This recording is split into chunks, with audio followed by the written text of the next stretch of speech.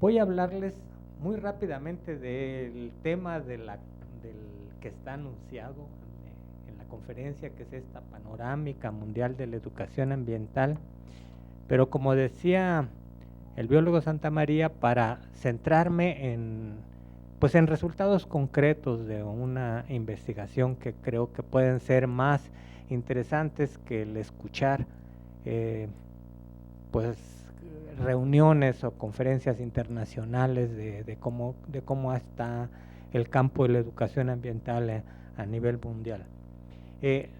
Como ustedes saben, una de las conclusiones de la cumbre de Johannesburgo en el año 2002 fue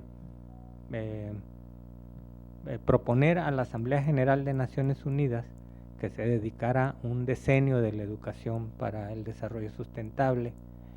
La Asamblea aprobó esta recomendación y el decenio se convocó bajo la coordinación de la UNESCO para celebrarse entre el 1 de enero del 2005 y el 31 de diciembre del 2014. O sea, eso significa que apenas el año pasado concluyó este decenio. En ese decenio ocurrieron varias cosas, ¿no? que tienen que ver con el intento de volver a posicionar el tema de los procesos educativos en el campo de la política ambiental, porque en realidad a partir de la reunión de Río de Janeiro, esta legendaria reunión que se celebró en 1992, no solo la educación ambiental, sino la política ambiental en su conjunto ha tenido un declive y han cobrado fuerza otro tipo de asuntos y de procesos que tienen que ver más con los procesos de la globalización económica y financiera y más recientemente, a partir del 2008, el tema de la crisis financiera y económica mundial, que es una crisis bastante más persistente de lo que se había esperado, ¿no? Estamos escuchando en estos días el tema de la tragedia griega, como le llaman, y de la recomposición que esto va a provocar en la Unión Europea. Entonces, el decenio se concluyó. La UNESCO estuvo desarrollando una estrategia muy intensa para que los gobiernos volvieran a reposicionar el tema de la educación ambiental para el desarrollo sustentable. El cambio de nombre ha generado una suerte de confusión en muchos países, ¿no? Los países que ya tenían posicionada la educación ambiental, pues de repente se vieron ante el hecho de que ahora tenían que llamarle educación para el desarrollo sustentable, cuando el tema del desarrollo sustentable o de la sustentabilidad todavía está sujeto a muchas controversias y sobre todo a muchas dificultades de carácter operativo, cómo instrumentar procesos de sustentabilidad al interior de las instituciones, a las instituciones productivas, a las instituciones académicas. Todavía no queda suficientemente claro. Entonces, educar para un proceso que conceptualmente es opaco, resulta muy complicado. Aquí en México y en el resto de América Latina, así como en algunos otros países europeos o regiones del mundo, incluyendo al propio Estados Unidos, el tema de la educación para el desarrollo sustentable no ha sido muy bien recibido. En realidad se sigue hablando de educación ambiental y ahora lo que se ha hecho, como se acordó aquí en México hace muchos años cuando se escribió la estrategia nacional, es llamarle educación ambiental para la sustentabilidad, porque ciertamente hacía falta darle al tema de la educación ambiental un sustrato más político, más social, más económico, para no centrarlo solamente en el manejo de los componentes verdes del medio ambiente. La década concluyó y la Asamblea de Naciones Unidas decidió el año pasado que en vez de convocar a una nueva década, convocaran a algo que se llamó un programa operativo con metas y tiempos de cumplimiento determinados. Y en eso se está hablando justamente con los gobiernos para que establezcan ese tipo de compromisos. O sea, como ustedes saben, la ONU no puede imponer, lo que hace son recomendaciones a los gobiernos, y son los gobiernos los que las toman bien, mal o regular, pero en realidad es un compromiso de los estados lo que se hace. Hubo una reunión anunciando este programa en que se celebró el año pasado en Nagoya, Japón, al que asistieron cerca de 1000 participantes, representantes de los países y de organizaciones internacionales que tienen que ver con el campo de la educación ambiental, y lo que observamos a nivel internacional es ciertamente una reactivación de los debates, de las polémicas, de las discusiones alrededor de este tema.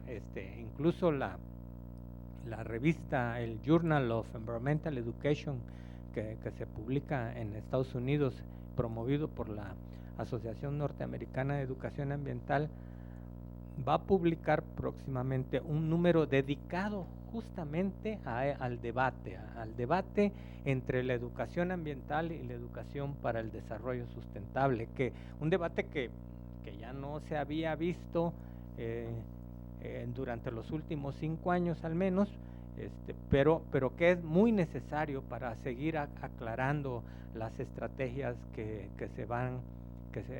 deben de desarrollarse. Yo tuve la suerte de ser invitado a publicar en ese número especial. Soy el único invitado de habla hispana en el número. Como siempre, la mayoría son colegas de Estados Unidos, de Europa o de Australia. El número lo coordina un australiano y tiene una estructura interesante, porque no son artículos en donde cada quien va a hablar de lo que quiere, como a veces ocurre, sino que aquí un colega, un sueco, Stefan Bengtsson, escribió un artículo, un documento muy provocativo, y los que fuimos invitados a escribir en el número, lo que tenemos que hacer es responderle a Bengtsson, ¿no? Entonces, yo creo que es una buena estrategia justamente para, de forma escrita, suscitar un debate sobre un tema bien orientado.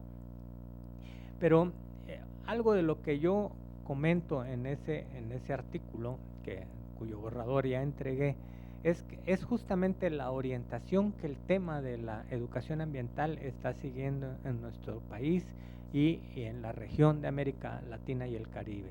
Y esa orientación tiene mucho que ver con el cambio climático, ¿sí? Nuestro país, y todos los demás países que se encuentran ubicados en la franja tropical del planeta, son los más vulnerables a los efectos del cambio climático.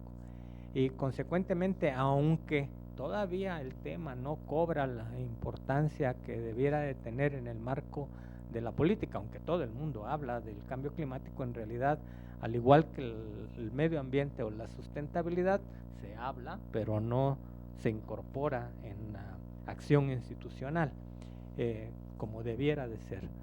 Entonces, la orientación del cambio climático, hacia una educación en el contexto del cambio, una educación ambiental en el contexto del cambio climático, ha ocupado mi mi vida profesional durante los 5 o 6 últimos años, y después de la investigación que ahora, cuyos resultados les voy a presentar en un momento,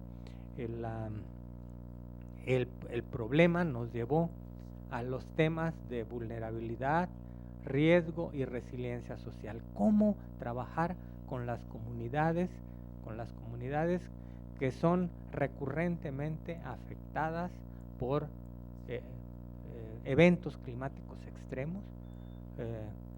¿Qué estrategias pedagógicas debemos emprender con esas poblaciones? Y la verdad es que tenemos en ese sentido muy pocas respuestas, y de ahí que conviene empezar a profundizar en esos aspectos, ¿no? Entonces, esta presentación que aquí les traigo es el resultado de lo que estuvimos haciendo desde hace 5 años a la fecha en materia de representaciones sociales de cambio climático, específicamente con estudiantes universitarios. Esa fue la razón por la que pensé que al Instituto Politécnico Nacional podría serles más interesante, ¿sí? Entonces, veamos muy rápidamente. Es una presentación que he titulado Las representaciones sociales del cambio climático, ¿qué son y para qué sirven? Adelante, por favor. Voy a abordar 4 aspectos de esta presentación. Primero, ¿qué es el cambio climático? De manera muy breve, para ubicarnos en el contexto de este importantísimo y complejo fenómeno. Luego, ¿para qué sirven las representaciones sociales? ¿Qué importancia tiene investigar las representaciones del cambio climático? Y ya algunos resultados muy sintéticos de la investigación que mi equipo y yo emprendimos en la Universidad Veracruzana en este sentido. Bueno, muy rápidamente, como ustedes pueden ver en pantalla, esa es una gráfica que lo único que va mostrando es cómo a partir de los años, ahí se pueden ver los años correr en la parte baja del planisferio. Las áreas del planeta se van poniendo cada vez más rojas. Esto significa que en promedio las temperaturas planetarias se han ido incrementando de manera indiscutible a lo largo de todo el siglo pasado y más recientemente. Cada año estamos encontrando que el primer trimestre de este año 2015 ha sido el primer trimestre anual más caliente de toda la historia del planeta desde que se están tomando registros, ¿no? De temperatura. Y el cambio climático, pues, es el cambio en las mediciones del clima que duran por un largo periodo de tiempo. Es decir, no hay que confundir cambio climático con variabilidad climática. La variabilidad climática es el proceso natural que ocurre como consecuencia de los cambios estacionales, por ejemplo, o por fenómenos cíclicos que el planeta tiene.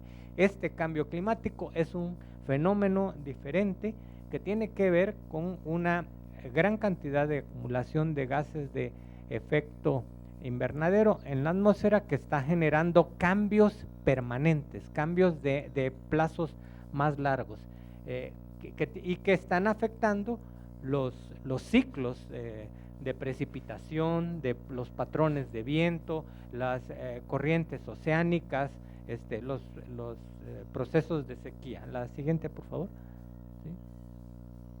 ¿Sí? Y obviamente los cambios climáticos pueden estar producidos por factores naturales, como por ejemplo las mismas corrientes oceánicas, que tienen que ver, por ejemplo, con el fenómeno del Niño o con la corriente del Golfo, pero que también tienen que ver con factores antrópicos, como factores producidos por la actividad del hombre. La siguiente, por favor.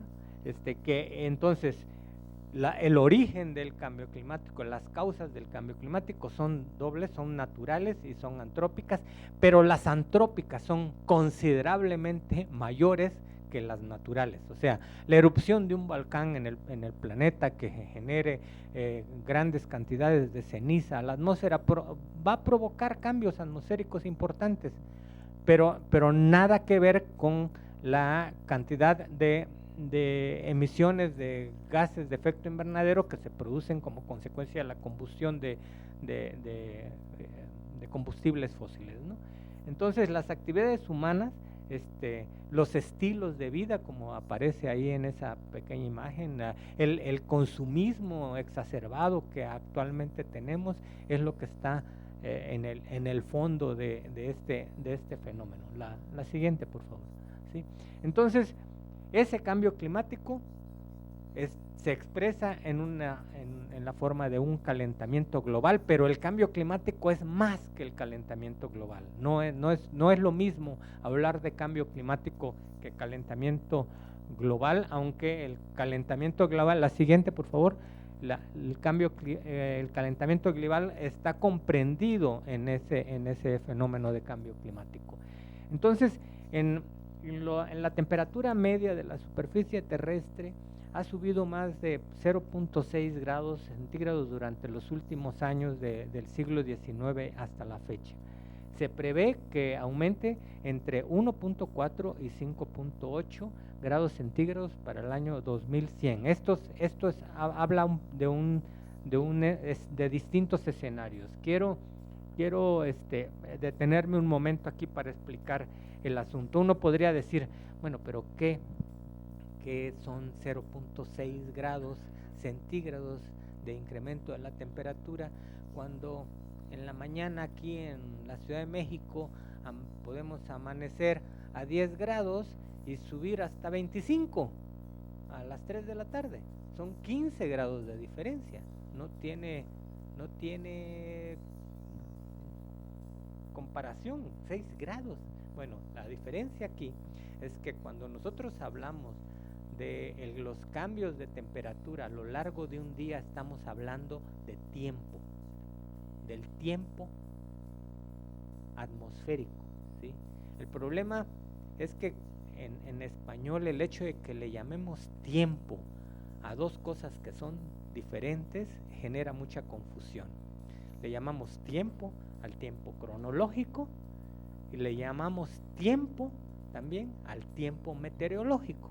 Entonces, para no confundirnos, mucha gente, incluso muchos periodistas, han sustituido la palabra tiempo meteorológico por la palabra clima. Y son dos cosas diferentes. ¿Sí? Entonces, cuando ustedes oyen en la televisión hablar a alguien que diga el estado del clima, es falso, es erróneo, ¿sí? En lo que va a hablar es del estado del tiempo, porque es el aquí y el ahora. El clima es un promedio de temperaturas en una determinada región a lo largo de mucho tiempo. Algunos no se ponen muy de acuerdo, unos hablan de 20 años, otros hablan de 30 años, pero a lo largo de 20 años, cuando el promedio anual de temperaturas de una determinada región cambia o se mide, entonces podemos hablar de clima, no del tiempo. ¿Me explico? Bueno, esto es importante porque si yo hablo de 10 grados en el tiempo, de 10 grados de diferencia de temperatura en el tiempo, realmente no tiene mayor importancia. Obviamente la radiación solar a lo largo del día va cambiando y entonces pues es obvio que esto ocurra, es algo que vivimos cotidianamente, pero cuando hablamos de 0.6 grados en el clima planetario, eso ya es otra cosa. Eso es lo que esos 0.6 grados, aunque nos puedan parecer insignificantes, es lo que está generando la pérdida de los glaciares en la Antártida y en el Ártico, también de los glaciares de montaña, es lo que está generando la persistencia de periodos de sequía en el mundo o cambios en los regímenes de lluvia en ciertas regiones del planeta, con todas las consecuencias que eso tiene, que vamos a hablar. Y cuando se habla de que el clima en el año 2100 puede llegar entre 1.4 a 0.58 grados de temperatura en el clima, no en el tiempo, en el clima planetario, entonces ahí son distintos escenarios bastante catastróficos, ¿no? Si 0.6 grados está produciendo los efectos que ya conocemos en este momento, imagínense lo que puede producir 1.4 grados. Y ese 1.4 grados es el escenario más optimista de todos, ¿sí? El más pesimista es el de 5.8, ¿sí? Y hay documentales de la BBC que hacen un pronóstico de lo que significaría para el mundo fluctuar entre 2 y 6 grados. Y hacen una previsión con imágenes y texto muy interesantes, lo que significaría de 2 a 3, de 3 a 4, de 4 a 5 y de 5 a 6. Y la verdad es impresionante. Y bueno, el problema es que el cambio climático es algo que pensamos que no está afectando nuestras vidas. Y que además pues lo vemos como algo lejano de nuestras vidas. Lejano en el tiempo y lejano geográficamente. Decimos, no, pues es un problema de los pobres osos polares, no, es un problema de la gente que vive en las islas del Pacífico que se están inundando por efectos de la elevación del mar, pero a nosotros pues no nos afecta. Y como esto es lo que la percepción de la gente está orientada en esa dirección, es por lo que no actuamos en consecuencia. La siguiente, por favor.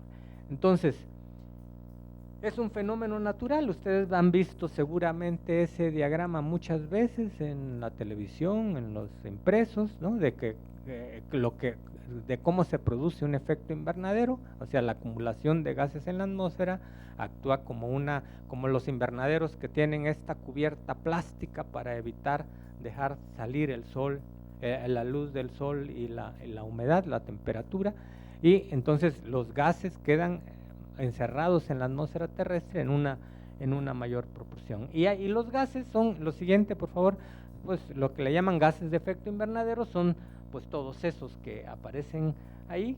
Fundamentalmente los mayoritarios son el vapor de agua y el dióxido de carbono, aunque hay otros que son en menor proporción, pero que son mucho más peligrosos porque retienen mayor cantidad de calor y permanecen más tiempo dentro de la atmósfera, o sea, son gases más persistentes. Nuestro país aporta el 2% de la cantidad de gases de efecto invernadero a nivel mundial, es decir, no somos de los principales contribuyentes de gases de efecto invernadero. El principal es China y el segundo lugar es Estados Unidos, y entre ambos aportan casi el 45% de los gases de efecto invernadero del mundo. Pero eso no significa que aunque aportemos poco no tengamos responsabilidades en esta materia. La siguiente, por favor.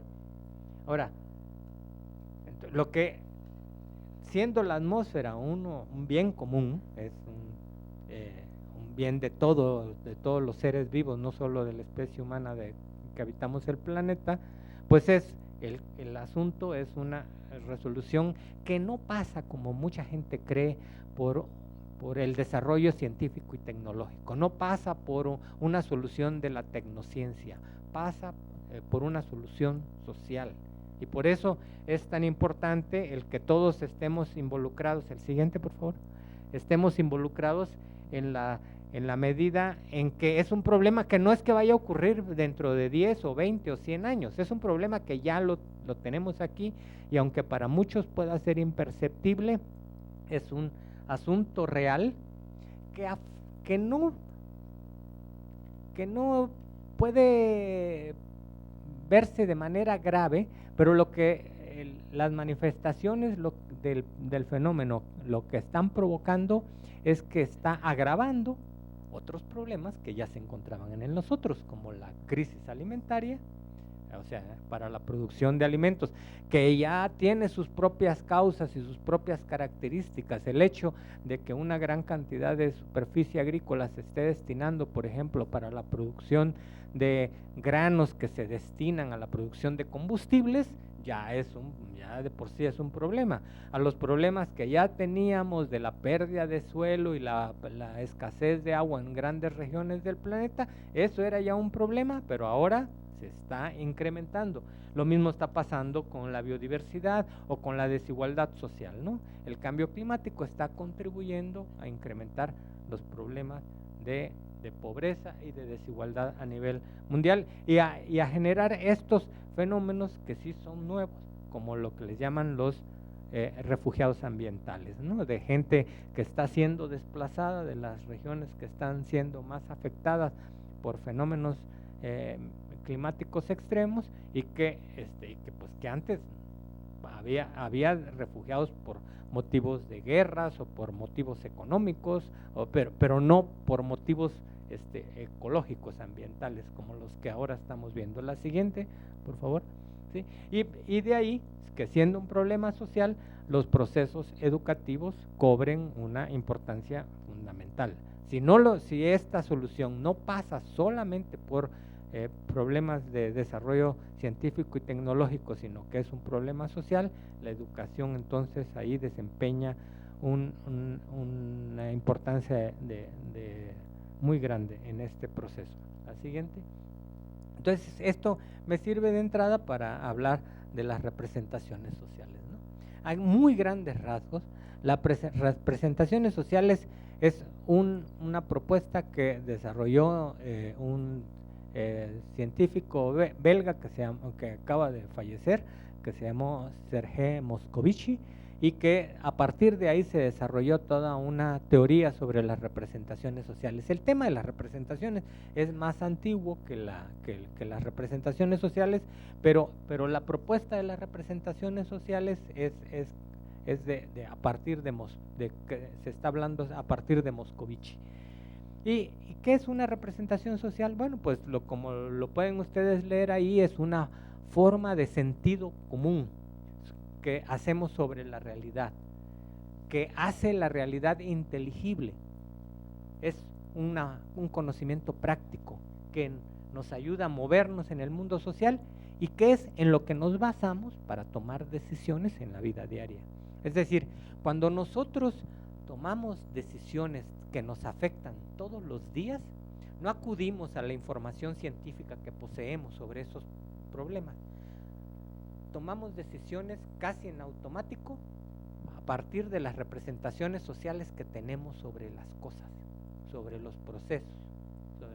No las tomamos, no reviso mis conocimientos de física, química o antropología para decidir. Hablo de mi representación social, hablo de mi sentido común sobre esas cosas. El problema fue que el sentido común ha sido un objeto de estudio que fue muy desdeñado por las ciencias sociales pues en los últimos 150 años. ¿Por qué?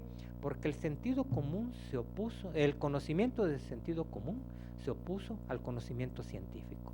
Es decir, cuando se hablaba de conocimiento científico decíamos, ese es el conocimiento verdadero, y el conocimiento de sentido común, ese es falso. Entonces el conocimiento de sentido común, pues al ser falso, en esta perspectiva dualista, que también equivocada, pues entonces pues fue visto así con desdén y no se estudió. Y muy recientemente, de repente ha empezado a verse que el sentido común desarrolla o juega un papel mucho más importante de lo que creíamos en nuestra vida diaria. De hecho, ¿por qué? Porque nosotros no usamos, como les digo, el conocimiento científico para tomar decisiones, usamos conocimiento de sentido común. Entonces, lo que tendríamos que estar haciendo es que si ese conocimiento de sentido común es el que regula nuestras actitudes y comportamientos de todos los días, entonces lo que tenemos que hacer es trabajar sobre el sentido común, que ese sentido común esté, la siguiente, cada vez más alimentado de información científica, ¿sí? O sea, pero esto no lo hacemos de esa forma. Creemos, por ejemplo, en los procesos educativos escolares, creemos que con solo aportar información científica sobre las cosas, nosotros vamos a actuar en consecuencia de esa información científica que poseemos.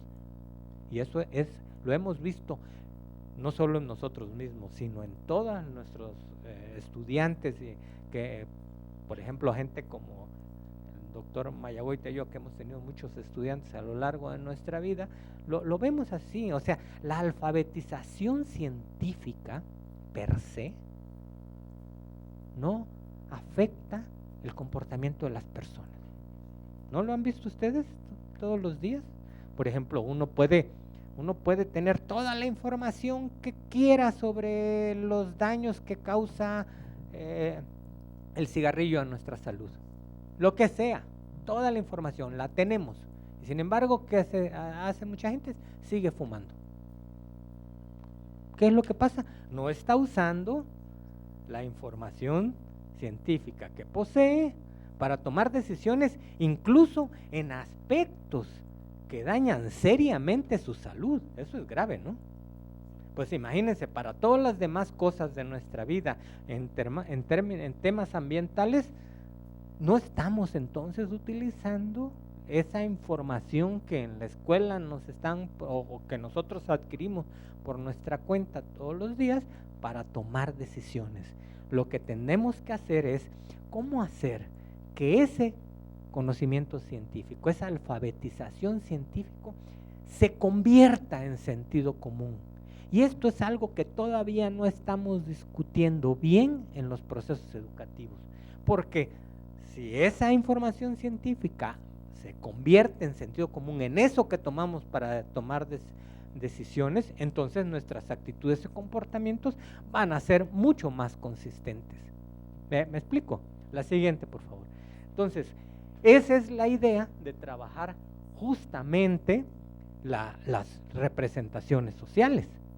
O sea, si yo conozco las representaciones sociales, o sea, el conocimiento de sentido común que las personas tienen sobre algo, entonces es más fácil que yo pueda hacer que ese algo se convierta en otra cosa.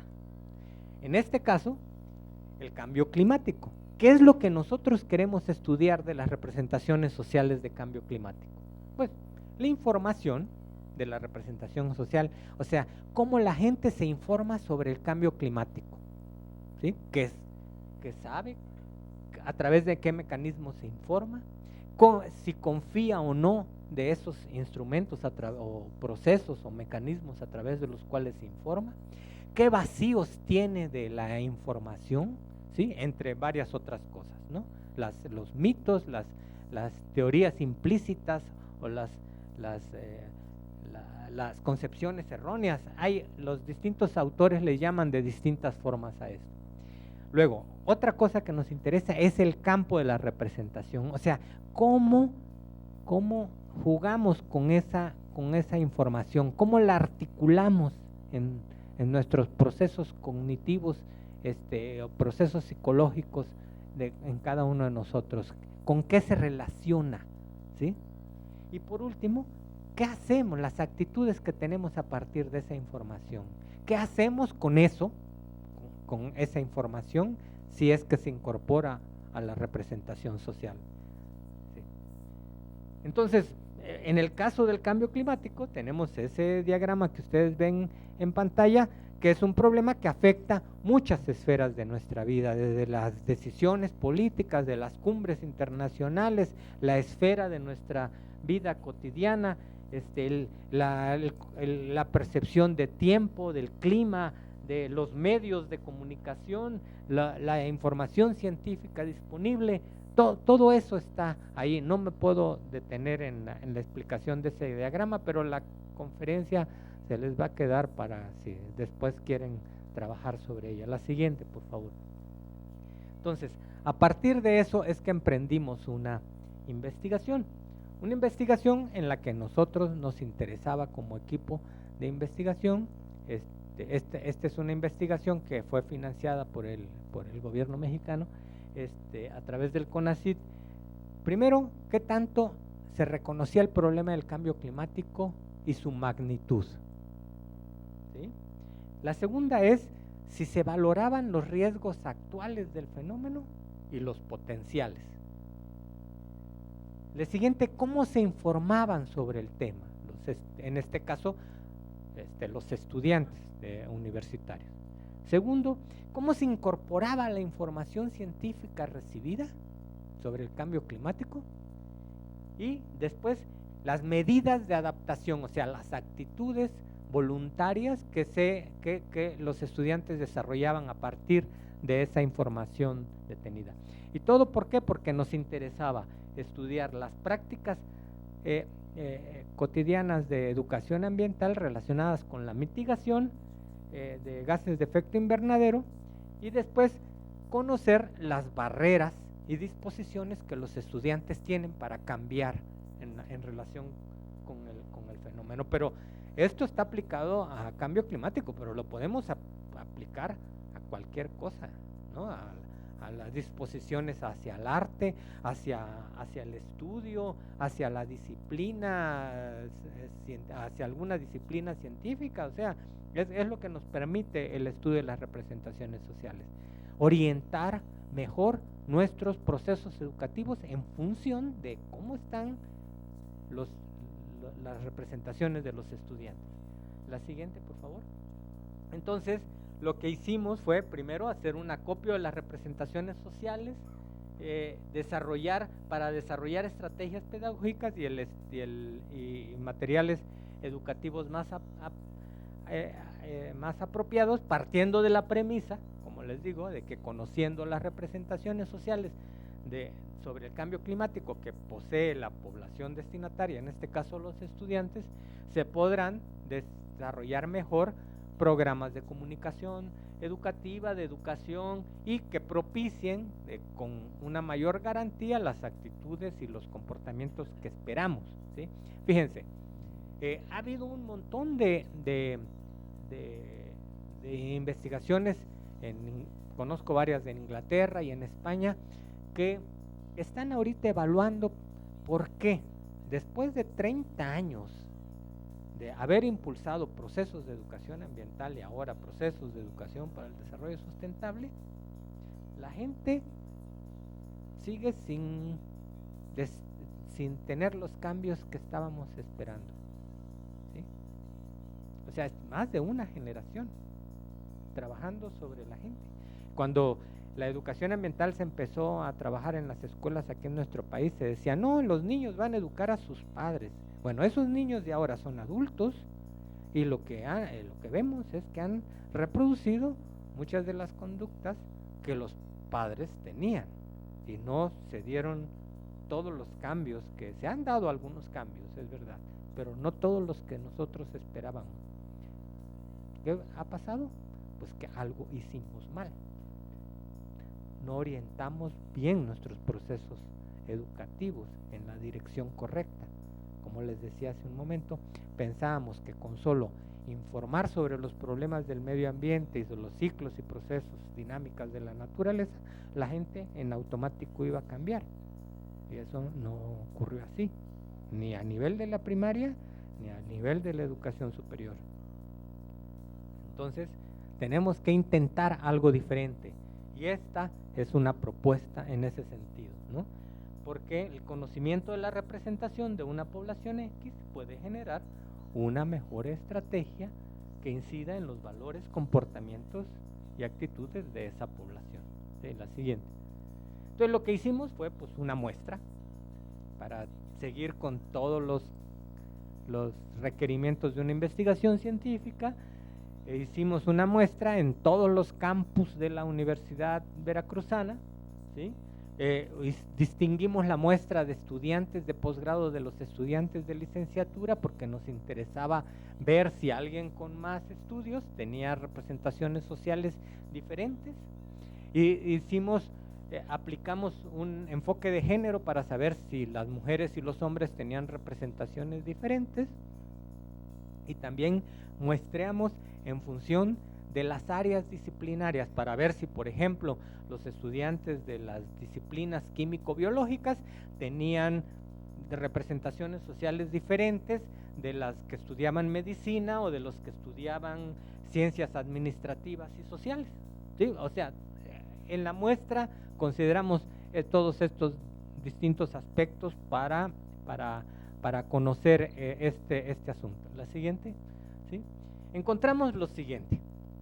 Estos son algunos resultados. Hay información más abundante sobre este proceso que está subida en internet, y también se publicó un libro por parte de la Universidad Veracruzana que ustedes pueden adquirir porque todavía no se ha agotado, ¿no? ¿Qué es lo que los estudiantes dicen? Bueno, el 99% de los estudiantes, ¿sí? Dice que sí reconoce que hay un problema en alguno de estos temas: cambio climático, calentamiento global y agujero de la capa de ozono. Se saben qué son los gases de efecto invernadero y lo que están provocando. Algunos han oído hablar, el 90% ha oído hablar de variabilidad climática, aunque ya explorando más a fondo este tema no lo distinguen muy bien del de cambio climático. Solo el 57% reconoce que hay una estrategia nacional de cambio climático. Solamente el 31% ha oído hablar de esto que se llama comercio de emisiones de carbono, y solamente el 23% sabe lo que es un sumidero de carbono, o sea, son áreas boscosas de vegetación que absorben dióxido de carbono, o el mar, que también es un sumidero. El siguiente, por favor. ¿Sí? Entonces, fíjense, solo el 17% piensa que el cambio climático es un problema serio en el mundo, el 17%. El 8% piensa que es serio en México, pero solamente el 2.7% lo ve serio a nivel de su municipio. ¿Qué nos está diciendo esta información? Que lo ven como un problema mundial, pero no lo ven como un problema local, ¿sí?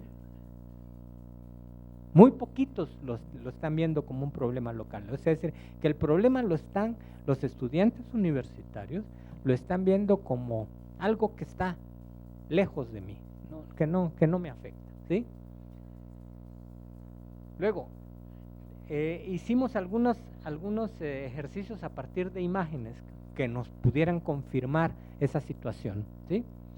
A nivel de imágenes, cambio, y el 27% ve estas escenas así muy desérticas, ¿sí? Que afectan a ciertas especies. El 18% lo ve asociado a problemas de desforestación, destrucción del hábitat, que también está afectando a algunas especies, ¿sí? El 16% lo ve asociado a un problema de calentamiento global que también está afectando a algunas especies, como el oso polar que está ahí, y lo ve como un problema de calentamiento planetario, como un incremento del problema planetario. Y el 10% lo ve asociado a fenómenos naturales como intensidad de los ciclones tropicales o problemas que tienen que ver con terremotos o otros fenómenos extremos. La siguiente.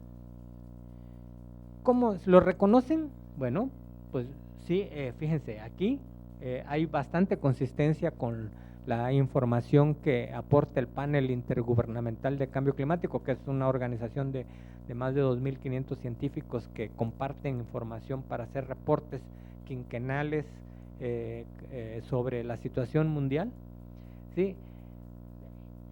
El enorme porcentaje, el 70%, dice que es un fenómeno provocado por el hombre, ¿sí? Y un 29% adicional dice que es por el hombre y también que tiene origen natural, ¿sí? Y solamente el 1% dice que es un fenómeno natural. Y esto es muy importante porque significa que esta campaña que cobró tanto peso a nivel mundial de desacreditar el cambio climático como un fenómeno de origen antrópico, aquí, cuando menos en nuestros estudiantes universitarios, no ha tenido gran efecto. Es decir, fue una campaña que le metieron muchos millones de dólares, las empresas tabacaleras, las empresas automotrices, las empresas petroleras, para decir, no pasa nada, son ciclos naturales del planeta, ahorita estamos pasando por una etapa de calentamiento y después vamos a entrar en una etapa de enfriamiento, ¿sí? ¿Por qué? Porque mientras esto ocurriera, esto hacía que los gobiernos no desarrollaran políticas de respuesta al cambio climático. O sea, estaban intentando retrasar esas políticas de respuesta. Exactamente las mismas estrategias, y hay un libro muy interesante que se llama Mercaderes ¿cómo se llama el libro? Que hasta se hizo ya una película que describe cómo en el cambio climático se están utilizando exactamente las mismas estrategias que usó la industria cigarrera para decir que los cigarros no causaban problemas de salud. Primero decían, no hay tal problema, luego decían, no hay evidencia científica suficiente, luego decían, y esto retrasó por más de 20 años la toma de decisiones y medidas drásticas sobre el acto de fumar, ¿sí? Cuando ya al final no se pudo evitar la evidencia de la investigación médica sobre el asunto, pues entonces ya se han tomado las decisiones que todos conocemos, ¿sí? La siguiente, por favor, ¿sí? 8 de cada 10 estudiantes asumen que al cambio climático se le da menos importancia de la que tiene. Y ahí lo que significa que estos argumentos negacionistas sobre el cambio climático han tenido poco eco en la comunidad universitaria.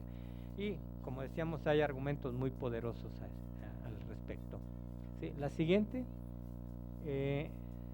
8 de cada 10 estudiantes afirman que las estaciones del año antes eran más definidas, ahora se notan menos, o sea, ya lo evidencia, ¿sí? Que los veranos ahora son más calurosos, que son más largos además, que los huracanes ahora son más intensos, que la temporada de invierno ahora es más seca y calurosa, y que cada vez llueve menos donde viven los estudiantes, ¿sí?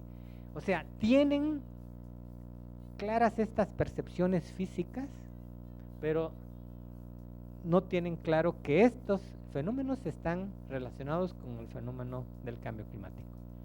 La siguiente. ¿Cómo se informan? ¿Sí? Obviamente 90% de los estudiantes se informan a través de la televisión, ¿sí? Igual, un porcentaje equivalente se informan a través de redes sociales. Suponemos, por estudios comparativos en otros países, que este porcentaje tan alto, equivalente al de la televisión, es porque se trata de estudiantes universitarios que tienen acceso a internet o a equipos que les permiten acceder a redes sociales.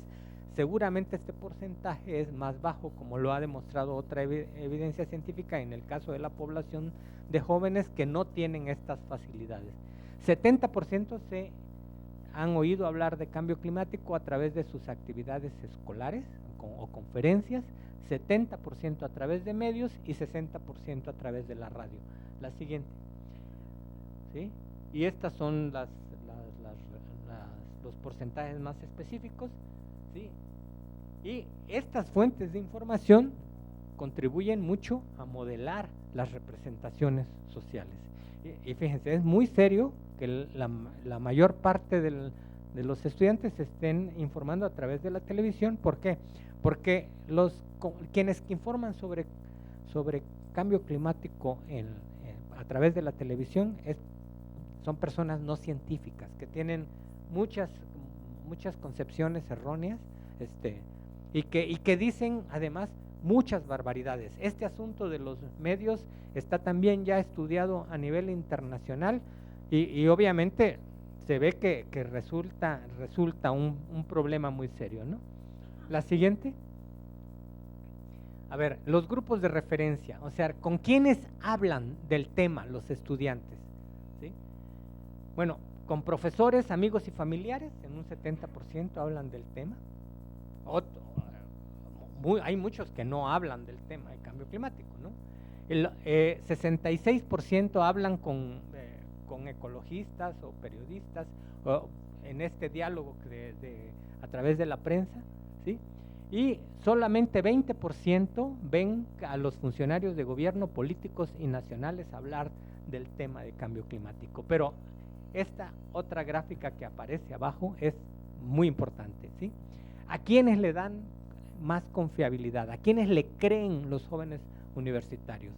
¿Sí? Le creen más a los grupos ecologistas, a los científicos y a los educadores ambientales, y a los que menos le creen, la información que transmiten es al gobierno federal, estatal, municipal y a los empresarios. O sea, toda la información que viene de esas fuentes empresarial y gubernamental, los estudiantes no le creen, ¿sí? Esto habla de que las estrategias de comunicación del gobierno están siendo muy equivocadas, ¿no? La siguiente. Por ejemplo, a nivel de problema, verlo como problema potencial, el 71% piensa que como consecuencia del cambio climático va a haber mayores restricciones de agua, ¿sí? Y fíjense, esto es otra información importante, los estudiantes universitarios no están dispuestos a pagar más por el agua que consumen, a pesar de la importancia que el agua tiene en nuestras vidas, ni tampoco proponen medidas para el ahorro del agua. Es triste, pero esto es lo que salió en la investigación. Pero sí, en relación con el aumento de la gasolina, ellos piensan que la gasolina va a ser más cara, con un porcentaje muy semejante. Pero sí no se ven a sí mismos utilizando bicicletas o medios de transporte ecológicamente adecuados, y sí están dispuestos a pagar más por la gasolina, ¿sí? Entonces, no están dispuestos a pagar por el agua, pero sí están dispuestos a pagar por la gasolina. Fíjense toda la cantidad de datos que podemos extraer para orientar mejor nuestros mensajes hacia los jóvenes. La siguiente, por favor.